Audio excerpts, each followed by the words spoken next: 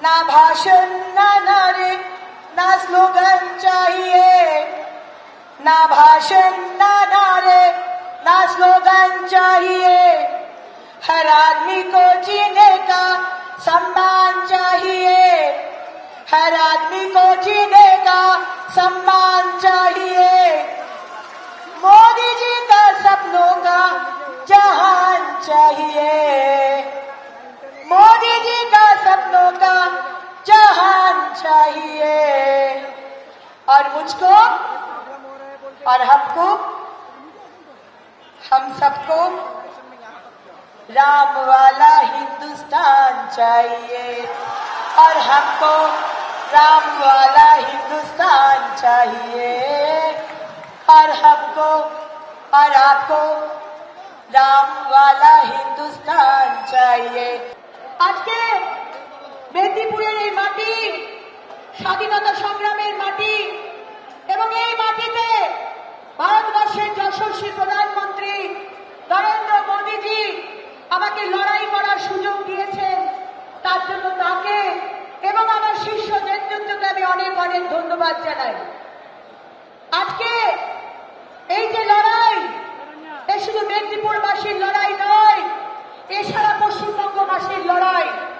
এবং আমরা দেখতে পাচ্ছি আজকে এই মেদিনীপুরের মাটি থেকে যারা যারা স্বাধীনতা সংগ্রামী প্রাণ দিয়েছেন, মা মাতঙ্গিনী হাজরা, আজকে ভেবে দেখুন, আজকে উনি যদি জীবিত থাকতেন, যিনি বুকে গুলি নিয়েছিলেন হাতে জাতীয় পতাকা নিয়ে, আজকে উনি যদি দেখতেন যে আজকে পশ্চিমবঙ্গের কি অবস্থা, যেখানে সন্দেশখালীতে মা বোনেদের দিনে রাতে ইজ্জত লুটা হয়, তাদের পিঠে বানানোর জন্য জোর করে ডেকে নিয়ে যাওয়া হয়, আর মুখ্যমন্ত্রী মমতা বন্দ্যোপাধ্যায় বলেন না না, এরা তো 2000 টাকা নিয়ে এরা মিথ্যা মিথ্যা নাটক করছে।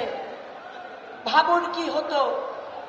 আজকে সন্দেশখালীতে আমরা দেখেছি আমাদের মা বোনেরা তারা শাখা সিঁদুরকে সম্বল করে তারা রুখে দাঁড়িয়েছে, শেখ শাহজাহান এবং তাদের গুন্ডাদের বিরুদ্ধে লড়াই করছে।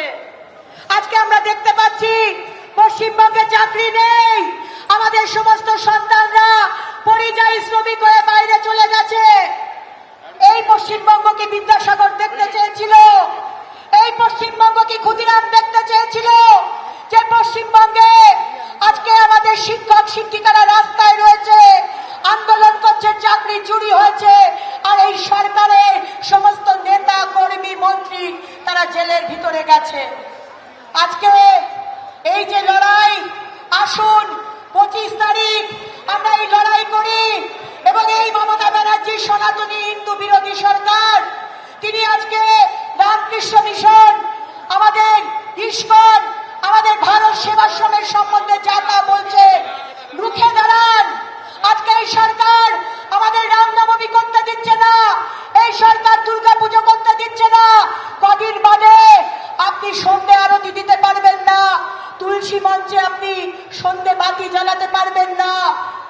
এই দিন তো আমরা দেখতে চাই না।